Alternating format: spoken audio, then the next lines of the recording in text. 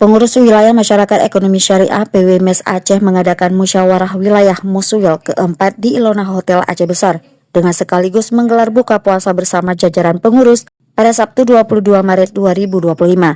Acara ini dihadiri oleh berbagai tokoh lembaga keuangan syariah, di antaranya Ketua Umum PWMS Aceh Aminullah Usman, Sekretaris Sugito, Koordinator MES Wilayah Pusat Profesor Dr. Syahrizal Abbas, Dewan Pakar Profesor Dr. Raja Masbar, serta jajaran pengurus PWMS Aceh, para ketua MES Kabupaten atau Kota di Aceh, Direktur Dana dan Jasa Bank Aceh Syariah Hendra Supardi, dan PLT Direktur Utama LKMS Mahirah Muamalah Mufid Al-Akmal.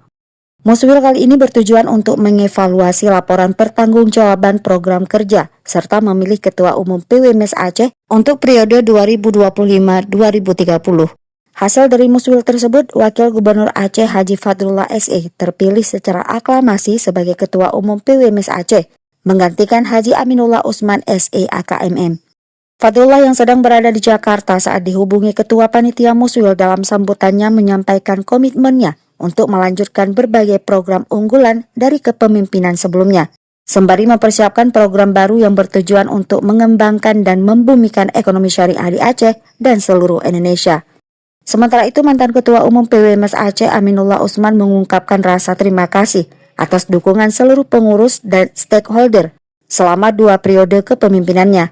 Ia berharap di bawah kepemimpinan Dekfat, PWMS Aceh dapat terus berkontribusi bagi kemajuan ekonomi masyarakat. Pasca terpilih, Dekfat juga ditetapkan sebagai Ketua Tim Formatur dalam penyusunan pengurus bersama Aminullah Usman, Profesor Syahrizal, Sugito, Tunku Tarmizi, Said Mulyadi, dan Mahdani.